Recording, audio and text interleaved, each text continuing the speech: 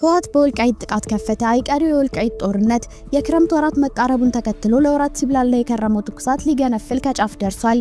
ኮሎኔል ደመቀ የሚመሩት የወልቃይት አስተዳደር ዛሬ በወጣው አስቸኳይ መግለጫ በህወሓት ቡድን በወልቃይት የተከዜ ዘብና አርሶ አደሮች ላይ ከፍተኛ ጥቃት ተከፍቶብናል ሲል በመግለጫው አስነብቧል። በዝርዝር እናየዋለን። ስላሰብ የተሰማው አነጋጋሪው ዜና ኢሳያስ ያላሰቡት ጠላት ገጠማቸው። ኢትዮጵያ በእጅ አዙር አሰብን ልታገኝ መሆኑ ተሰማ። የብርጌድ ንሓመዱን ቡድን ለኢትዮጵያ ጀብ ያስባለ መግለጫ ቢያወጣም ለኢሳያስ ቤት ግን ትልቅ መርዶ ይዞ ብቅ ብሏል። እኛም በዚህ መረጃ ላይ ጠለቅ ያለ ዳሰሳ ስለምናደርግ አብራችሁን ቆዩ።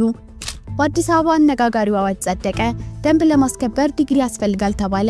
በመዲናው የደንብ አስከባሪዎች በስራ ላይ ለመሰማራት የመጀመሪያ ዲግሪና ከዛ በላይ ሊኖራቸው ይገባል ተባለ።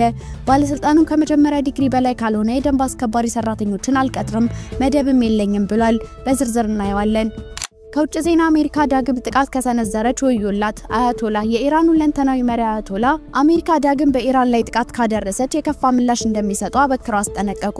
ይህም የጥንክራችን አንዱ አካል ነው። ሰላም ውድ ቤተሰቦች እንደምን አላችሁ? የዜና ላፍታ ነው። ቪዲዮውን ላይክ በማድረግ ይጀምሩ እያልን ወደ ዝርዝር ዜናዎቹ እንለፍ።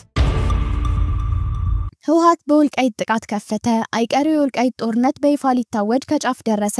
በክረምት ወደ ወልቃይት በኃይል ገባለው እያለ የሚገኘው ህወሓት የብልጽግናን መዋቅር ከወልቃይት አጸዳለ የሚለው ፋኖና ተከዜን እናስከብራለን የሚሉት የነ ኮሎኔል ደመቀ ተከዜ ዘብ ፍጥጫ ይሏል። በተለይ የክረምት ወራት መቃረቡን ተከትሎ ለወራት ሲብላላ የከረመው ትኩሳት ሊገነፍል ከጫፍ ደርሷል። የሰሞንኛው ጥቃትም ለዚህ በማሳያነት የሚጠቀስ ነው። ኮሎኔል ደመቀና አሸተ ደምለው የሚመሩት የወልቃይት አስተዳደር ዛሬ በወጣው መግለጫ የወያኔ መንገድ ጠራጊ ሲል የጠራቸው ኃይሎች በወልቃይት የተከዜ ዘብና አርሶ አደሮች ላይ ጥቃት ፈጽመዋል ብሏል። ጥቃቱ የተፈጸመው በጠገዴ ወረዳ ጎቤ ቀበሌ ሲሆን በዚህም 18 ሰዎች ተገድለዋል። ከሰሞኑ ለፋኖ ቅርበት ያላቸው ማህበራዊ ሚዲያዎች የፋኖ ታጣቂዎች ወደ ወልቃይት ሰርገው በመግባት ጥቃት መፈጸማቸውን ሲገልጹ ነበር። ከወራት በፊት አንድ የፋኖ አመራር አሁን ወልቃይት ላይ ያለው መዋቅር የብልጽግና ስለሆነ እናፈራርሷለን፣ ጥቃትም እንከፍታለን ሲል ተናግሮ ነበር። ይሁንና አሁኑ ጥቃት በፋኖ ይፈጸም አይፈጸም ባይረጋገጥም በህወሓት ታጣቂዎች እንዳልተፈጸመ ግን ከመግለጫው ለመረዳት ተችሏል። የወልቃይት አስተዳደር በመግለጫው እነዚህ የታሪካዊ ጠላታችን የወያኔ መንገድ ጠራጊ የጠላት ኃይሎች በሐሳብ ትግል ማሸነፍ ያልቻሉትን በጠመንጃ ለማስፈጸም ለማንነታቸውና ለወሰናቸው የሚፋለሙትን ንጹህ አርሶ አደሮች በየቀበሌው እየገቡና እየጠበቁ ተደብቀው አድፍጠው ጥቃት በማድረስና በመግደል የወያኔ መንገድ ጠራጊነት ዓላማቸውን ለማሳካት እየጣሩ ይገኛሉ በማለት ጠንከራ አድርጎ ተችቷል። የፋኖ ኃይሎች ከህወሓት ጋር እየሰሩ ነው የሚል መረጃ በሚሰራጭበት አንድ ሰሞን በወልቃይት ያሉ አመራሮች ፋኖ የወያኔ መንገድ ጠራጊ በሚል ስያሜ ሲጠሩ ተመልክተን ነበር።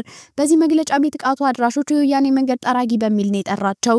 መግለጫውን ቀጥሎ የተከዜ ዘቦችን በመግደል ትግሉን ማስቆም አይቻልም ያለ ሲሆን ጥቃት ፈጻሚዎቹ ከዚህ የላቀ ዓላማ አላቸው ሲል ተደምጧል። ጥቃት ፈጻሚዎቹ የወልቃይትን አስተዳደር በማፍረስ ለህወሓት ማስረከብ ይፈልጋሉ ሲል ከሷል። ከዚህ በኋላ እነዚህ ኃይሎች አንታገስም እርምጃ ወስዳለው ያለው የነ ኮሎኔል ደመቀ አስተዳደር ከምን ጊዜውም በላይ የምንተጋበት ወቅት ነው ሲል አክሏል። ቪዲዮአችንን ላይክ ማድረግ አይርሱ እያልን ወደ ቀጣዩ ዜና እንለፍ። ስለ አሰብ የተሰማው አነጋጋሪው ዜና ኢሳያስ ያላሰቡት ጠላት ገጠማቸው። ኢትዮጵያ በእጅ አዙር አሰብን ልታገኝ መሆኑ ተሰማ። የብርጌድ ንሓመዱን ቡድን ለኢትዮጵያ ጀብ ያስባለ መግለጫ ቢያወጣም ለኢሳያስ ቤት ግን ትልቅ መርዶ ይዞ ብቅ ብሏል። የኢሳያስን ጨቋኝ መንግስት ለመገልበጥ በአዲስ አበባ መቀመጫውን አድርጎ እየታገለ የሚገኘው የኤርትራው ብርጌድ ንሓመዱን ስልጣን ከያዘ አሰብን ለኢትዮጵያ እንደሚሰጥ ለጠቅላዩ ቃል ገባ። የዚህ ብርጌድ ንሓመዱን ውሳኔ ብዙዎችን እያነጋገረ ይገኛል። ብርጌድ ንሓመዱ እንደዚህ አይነት ፕሮሚስ ለኢትዮጵያ መንግስት በመግባቱ ኢሳያስ ክፉኛ እንዳበሳጫቸው በስፋት እየተነገረ ይገኛል። የቡድኑ የኢሳያስን ጨቋኝ መንግስት ለመገልበጥ ከኢትዮጵያ መንግስት ድጋፍ የሚያገኝ ከሆነ ለኢትዮጵያ የባህር በር ለመስጠት ዝግጁ መሆኑን አስታውቋል። የብርጌድ ንሓመዱን ቡድን የኢሳያስን ወንበር ለመገልበጥ ከገዢው ፓርቲ ድጋፍ ከተሰጠውና በደንብ ከተዋቀረ ራሱ ጠይቆ የባህር በር እንደሚያቀርብ የንቅናቄው መሪ አቶ በየነ ገብረ እግዚአብሔር ተናግረዋል። የቡድኑ ዋና ማዕከሉን አዲስ አበባ አድርጎ የኤርትራን መንግስት ለመገልበጥ የተጠናቀረ እንቅስቃሴ እንደጀመረም በማያያዝ ገልጿል። ብርጌድ ንሓመዱን ዋና መቀመጫውን አዲስ አበባ ላይ ያደረገበት ዋነኛ ምክንያት ሻዕቢያን ለመገልበጥ የሚደረገው እንቅስቃሴ በቅርብ ርቀት ላይ ሆኖ ለመምራት እንዲረዳው መሆኑን ገልጿል። የቡድን እንዳለው ተሳክቶለት ኢሳያስ አፈወርቂ መንግስት ከገለበጠ የባህር በር ለኢትዮጵያ እንሰጣለን ማለቱን የንቅናቄው መሪ ተናግረዋል። ሆኖም ግን ይህን የባህር በር ጥያቄ እንዲመለስ ጠንካራ የህዝብ ድጋፍ ያስፈልገናል ሲሉ የቡድኑ መሪ አያይዘው ተናግረዋል። ነገር ግን አንዳንድ የንቅናቄው ደጋፊዎች የምንታገለው አምባገነኑን የኢሳያስን መንግስት ለመገልበጥ እንጂ የኤርትራ ጥቅም የሆነውን የሀገሪቱን የባህር በር አሳልፎ ለመስጠት አይደለም የሚል ተቃውሞ እያሰሙ ነው።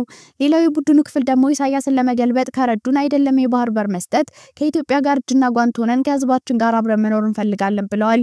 ፕሬዝዳንት ኢሳያስ አፈወርቂን ከስልጣን አስወግደው ስልጣን ከተቆጣጠሩ በኋላ ለኢትዮጵያ አሰብ ወደብን ለንግድ ማሳለጫነት እንድትጠቀም ሙሉ ለሙሉ እንፈቅዳለን ብለዋል።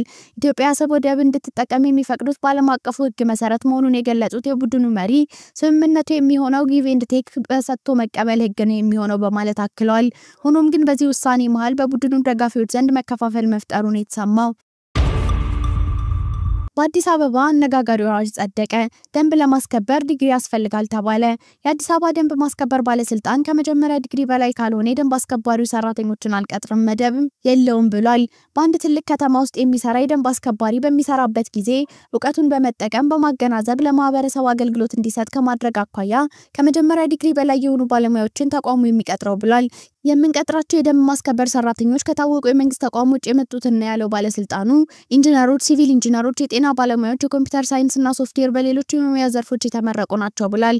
በቀጣዩ 2018 በጀት ዓመት በቴክኖሎጂ ታግዘን ከተማዋን እንደምንቆጣጠር ከከተማ አስተዳደሩ ቃል ተገብቶልናል ያለው ባለስልጣኑ በቴክኖሎጂ በታገዘ መንገድ የደንብ መተላለፎችን ለመቆጣጠር እንሰራለን ማለቱንም ሰምተናል። የአዲስ አበባ ደንብ ማስከበር ባለስልጣን በእያንዳንዱ ቦታ የሚታየው ደንብ አስከባሪ ከ2014 ዓ.ም ጀምሮ ባስጠና ጥናት መሰረት የቀጠርኩት ከመጀመሪያ ዲግሪ በላይ ያለ ሰራተኛ ነው ብሏል። በዚህ መረጃ ላይ ያሉት ሐሳብ ምንድነው? መልሶ በኮሜንት ያሳውቁን እያልን ወደ ውጭ ዜና እንለፍ። አሜሪካ ዳግም ጥቃት ከሰነዘረች ወዮላት። አያቶላ የኢራኑ ለንተናዊ መሪ አያቶላ አሊ አሜሪካ ዳግም በኢራን ላይ ጥቃት ካደረሰች የከፋ ምላሽ እንደሚሰጡ አስታወቁ። ከኢራንና እስራኤል የተኩስ አቁም ስምምነት በኋላ ለመጀመሪያ ጊዜ አያቶላ ንግግር አድርገዋል። በቴሌቪዥን በሰጡት መግለጫ በኳታር የሚገኘው የአሜሪካ የጦር ሰፈር ላይ የፈጸምነው ጥቃት ዋሽንግተን ዳግም ጥቃት ከሰነዘረች ልትጠብቁ የሚገባ ምሳሌ ነው ብለዋል። በኳታርና ኢራቅ የሚገኙ የአሜሪካ የጦር ሰፈሮች ላይ ኢራን ድብደማ በፈጸሟም ይታወሳል።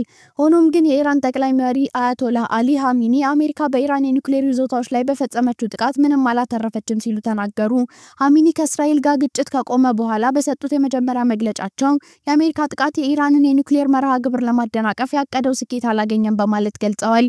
የአሜሪካ ፕሬዝዳንት ዶናልድ ትራምፕ ሀገራቸው የፈጸመችው ጥቃት የኢራንን የኒውክሌር ይዞታዎች ሙሉ በሙሉ ያወደመ ነው ቢሉም አያቶላ ይህንን ማጋነን ነው ሲሉ አጣጥለውታል።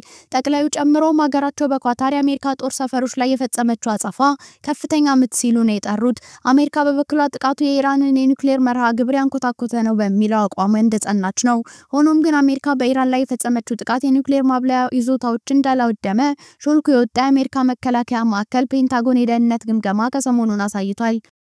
ውድ የዜና ላፍታ ቤተሰቦች የሰዓቱ መረጃዎቻችን ያዳመጣችሁትን ይመስል ነበር። ስለተከታተላችሁን እያመሰገንን ቻናላችንን ሰብስክራይብ በማድረግ ቤተሰብ እንድትሆኑ እየጋበዝን በዚሁ ተሰናበትን። ጤና ይስጥልን።